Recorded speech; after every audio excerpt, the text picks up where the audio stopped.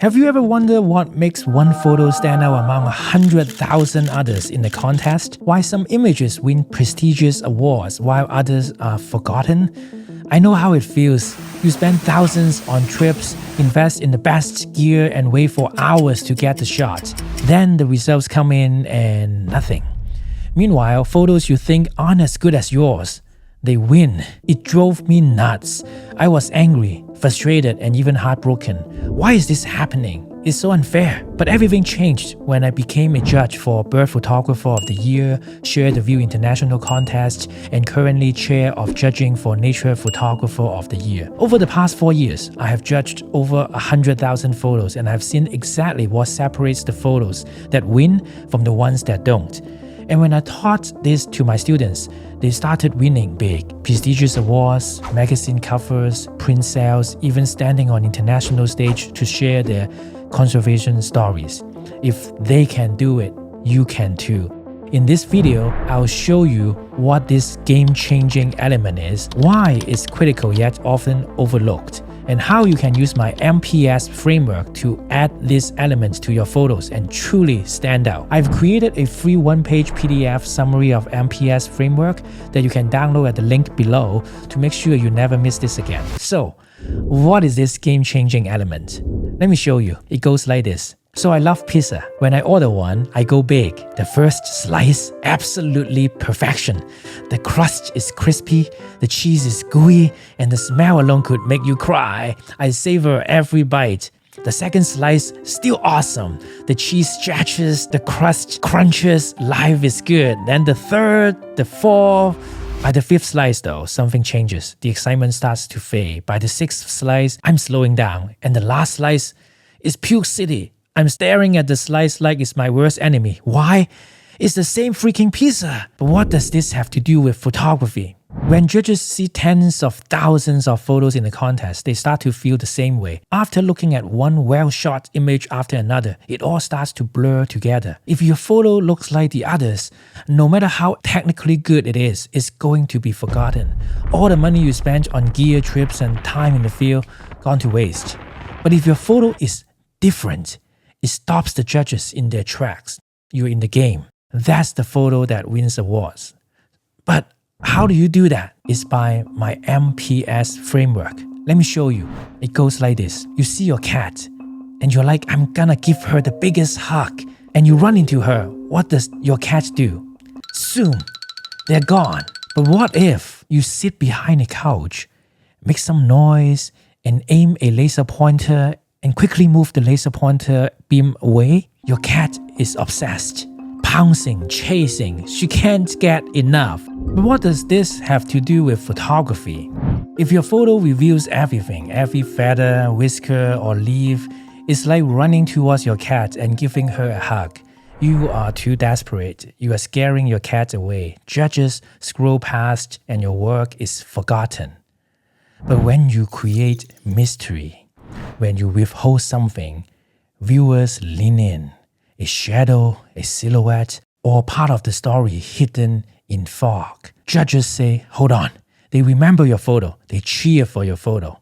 Most people fail here because they try to show everything. That's not our fault. Have you ever heard gurus say, shoot f8, shoot f16, make sure that the talons and the tails of the bird are sharp, otherwise it's unusable. Turn out it kills mystery. They were teaching you to eat the 10th slice of pizza. But when you leave just enough unseen, your photo becomes unforgettable. Famous wildlife photographer Vincent Munier once said, there is nothing more magical than suggestion. When you reveal everything, you kill imagination. The M in the MPS framework stands for mystery. But how do you do this yourself? Let me show you a trick. Open your aperture wide. Look for objects between you and your subject. A rock, a leaf, or a tree trunk. Align your lens so that these objects create a foreground blur, partially blocking the subject. This technique, called a dirty frame in videography, adds layers of intrigue to your photos. Here are a few examples from my own work.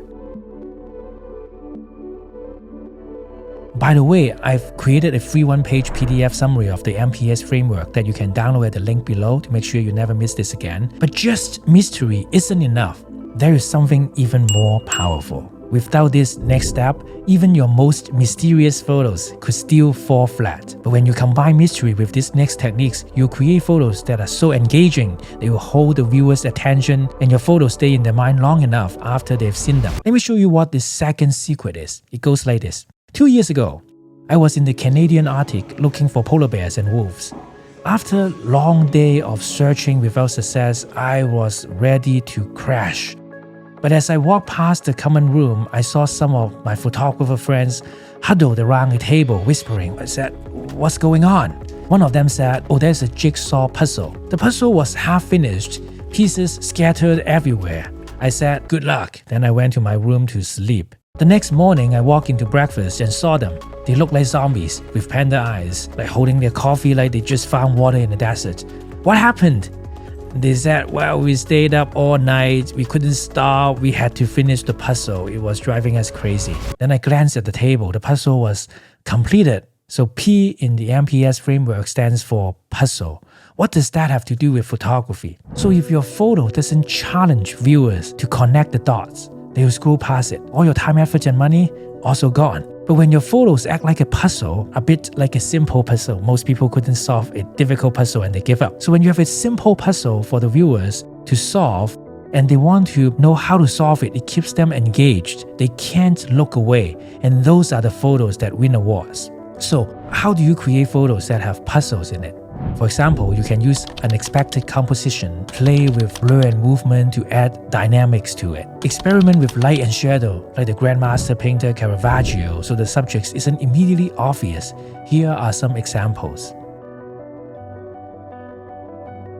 So now, point number 3. If you skip this next step, your photos might be creative, but forgettable. They will lack that emotional impact that makes them truly unforgettable. But when you master this final technique, your photos won't just stand out. It's game over.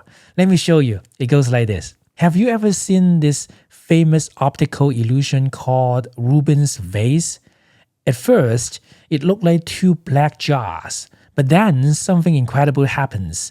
Your brain flips the image and suddenly you see 2 white faces looking at each other. It's like your brain is playing a game of hide and seek. One moment you see jars, the next moment you see faces. Back and forth it goes and you can't unsee either one. Pretty amazing, right? This illusion was discovered by Danish psychologist Edgar Rubin in 1915. Rubin realized that our brain doesn't just see what's in front of us. They constantly interpret and decide what we're looking at. This process, called figure ground perception, helps your brain determine what's the main subject and what's the background. And here's the mind-blowing part. This ability is hardwired into us. Scientists believe it evolved to help our ancestors spot predators hiding in bushes or recognize faces in shadows. Our survival depended on this skill, so it's no wonder your brain gets so excited when it finds hidden meaning in shapes. So, what does that have to do with photography? A photo with subtext works just like Rubens' vase. It gives viewers more than one way to see the image. It keeps their brain engaged, flipping back and forth, and leaves them thinking about your photo long after they've seen it. This is the kind of photo judges and audience remember. So the S in the MPS framework stands for subtext. So how do you create subtext in photography? Here are 3 tricks. Look for shapes that resemble something else. A rock that looks like a face, or water splashing into like a ghostly figure. Stay patient and ready. These moments are rare and fleeting, so be quick or just use the highest frame rate to capture a lot of photos and then look at those later in your computer. Or use composition to emphasize the illusion. Play with angles, focus, and lighting to make the resemblance pop. Your photos won't just be interesting. They will feel alive, pulling viewers into your world. So knowing how to create a photo with mystery, puzzle, and subtext is just the beginning. But if you make one critical mistake, it could still ruin your chance of standing out completely. So watch this video where I'll tell you this one mistake most photographers don't realize they are making. So see you there.